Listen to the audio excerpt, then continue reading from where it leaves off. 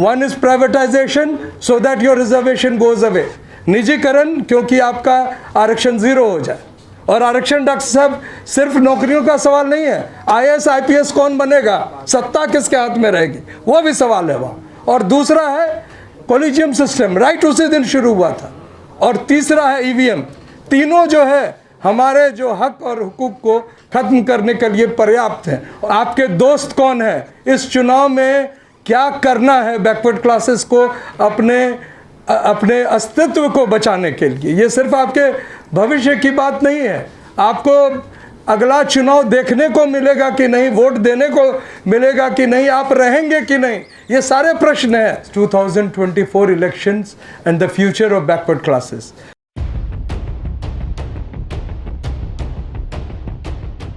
Doctor Ambedkar, Periyar साहब को, मंडल जी को याद करते हुए justice Eswaraiah and justice Virendra Singh Yadav and all esteemed and privileged people who are attending this conference, मैं 2 ही मिनट में अपनी बात रखूँगा। These days people from Andhra Pradesh are over here. The most important issue is 2024 elections and the future of backward classes.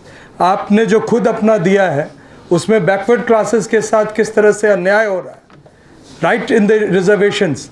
Doctor Ratan Lal is sitting here. Delhi university में किस तरह से Hindu college में ओबीसी के प्रोफेसर समरवीर सिंह को suicide करना पड़ा, और ऐसे सुसाइड सारे सेंट्रल यूनिवर्सिटीज़ में रोहित वेमुला से लेकर आज तक चल रहे हैं। आपके बच्चे, उनका भविष्य दांव पे है।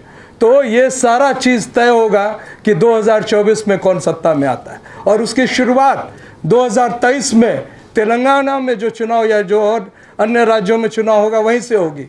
We have had, justice Eswaraiah is here, 3 conferences of backward classes in Hyderabad on 11th of April, on 12th of June and 15th of July। और 15th of July में स्टूडेंट्स का कन्वेंशन था, और सभी जगह ये एक दिशा मांगी जा रही है। And my request to SRA is that please give a direction.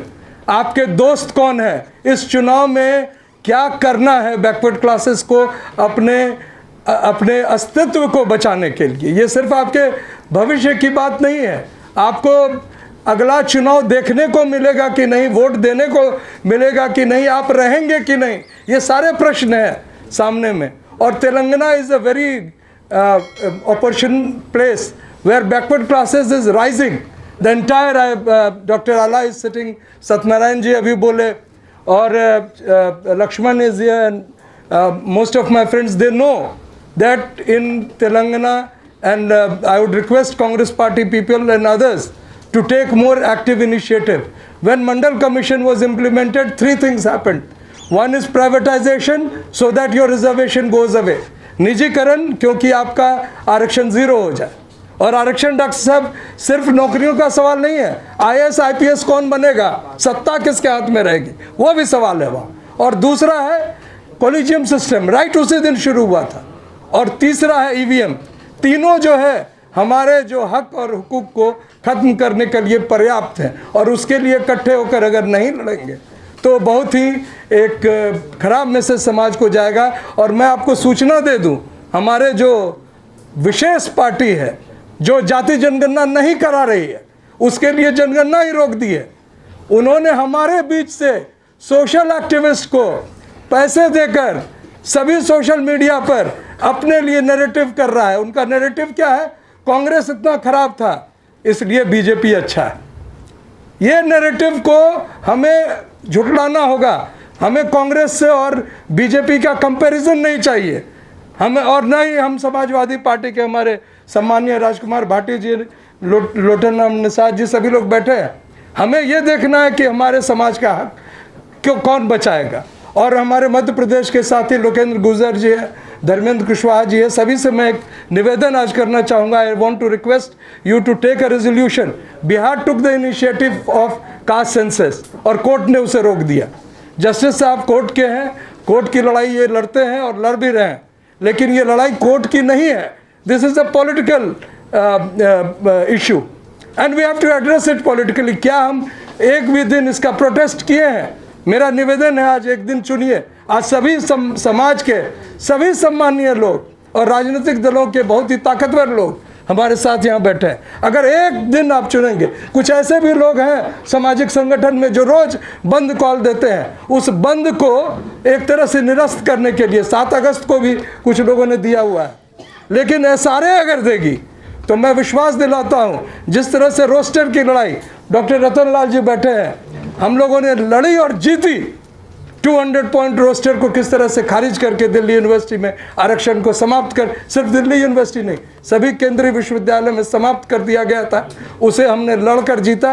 मैं धन्यवाद अभी भी देता हूं धर्मेंद्र यादव जी, जो सांसद हमारे साथ एकदम लड़े रहे, भिड़े रहे, और 1-2 सांसद के ही मदद से, 1-2 पार्टियों की मदद से हमने वो लड़ाई जीती थी।